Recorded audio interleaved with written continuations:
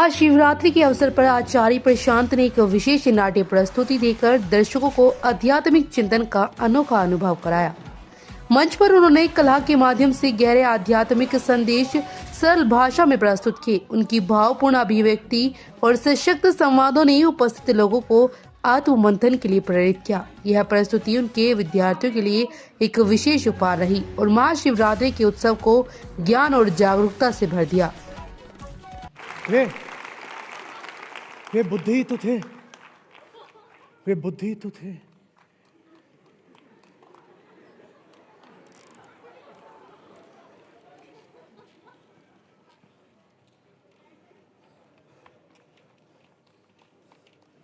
मैं नंद, ईश्वर का दिया। जो मांगा जा सकता है सब है मेरे पास। जो नहीं था वो आज मिल गया या मिलते मिलते रह गया।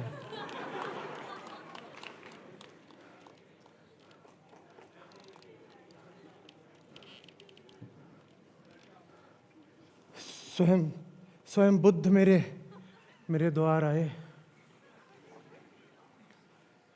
मैं हाथ जोड़े उनसे प्रार्थना ही करता रह गया और वो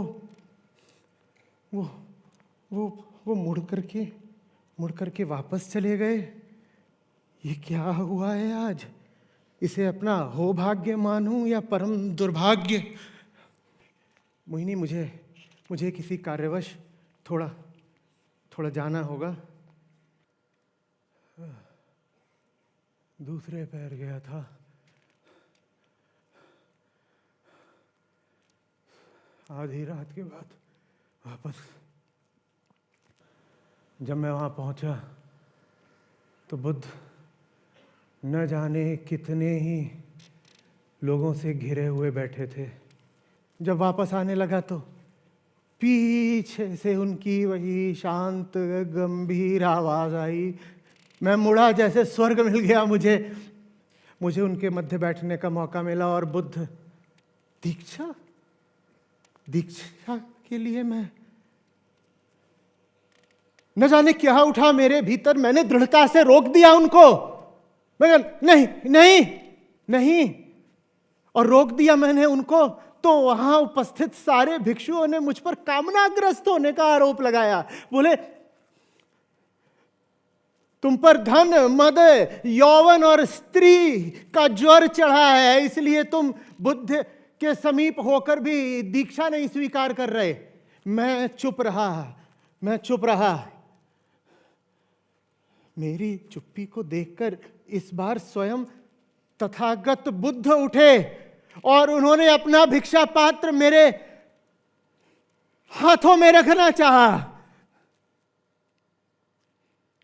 मैं किंग कर्तव्य विमूढ़ खड़ा था। हे ईश्वर, मुझे किस परीक्षा में डाल दिया? वो मेरे सामने, स्वयं तथागत बुद्ध मेरे सामने अपना ही भिक्षा पात्र लेकर खड़े थे और मेरे हाथ उसे ग्रहण करने के लिए उठे ही नहीं। जैसे उनकी आंखें मैंने पत्थर देखी थी, मैं भी पत्थर हो गया। आग सी उठी मेरे भीतर और फिर बिना उन्हें प्रणाम किए यकायक मैं मुड़कर तेजी से बाहर की ओर निकल गया।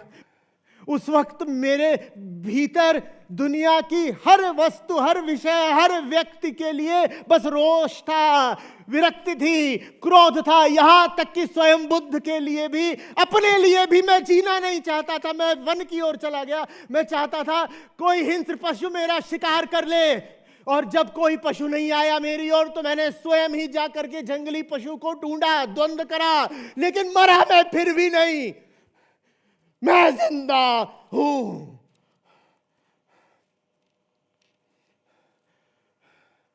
और मैं लौट कर आया हूं अपनी पुरानी दुनिया में, बुद्ध को छोड़ करके।